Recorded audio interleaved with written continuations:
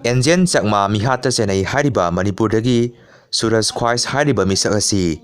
Manipur bumingsa thiananaba Uttarakhand Police na North East tagi Yaoi hairagadi irang pressure nemthananaba sinba lilani Khwais kauba yumnak amata Manipur maitai naga amadi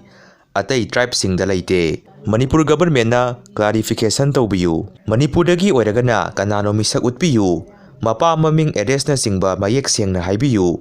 Manipurdagi ama Yaoi haiba wafamdu lana sandokpiganu haina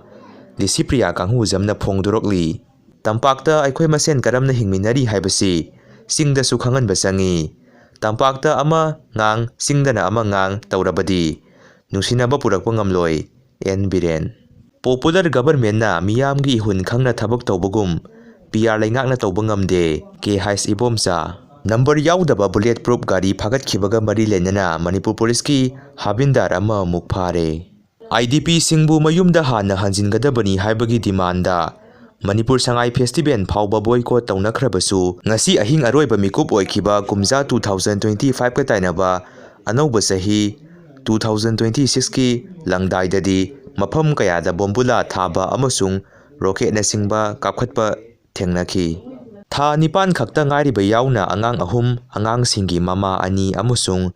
nupi amabu tamthina halaga barak turenda thadarakpada senaba singi mathakta sahi ama helaklaba December gi tang 13 2025 phawbada charge sheet fine tawraktri lamdam asigi irang asi athuba matamda losilagani haibagi thajaba lei ti hais saitrabarda assembly dissolve tawduna nauna election pangthoklaba khaktada Manipurda shanti lakani Sauba Mehatta Senabani hairiba Moirang Them Dananjit amadi mahaki imung manunggi miyoi sing Leikaidagi Tanthoknaba Warep Loukhre Lanjenariba imung lising aniga janigi miyoi lising tara rom haujik phawbagi oina masa masagi mayumda hanjinduna khunda laita hanba ngamle Chief Secretary Laitan pokpi uyok singda lam khopsinduna lambi semnaba honarakpagi mayokta MLA Lokesona Governor da memorandum pisinduna wakatkre Anauba sahi 2026 ki anganba sarukta laingak ama thamnaba center na thajaba pirakpa leire karam siam Anauba sahi na lakpada sakhatpa Manipur ohelasi haina MLA Robindro na phongdokre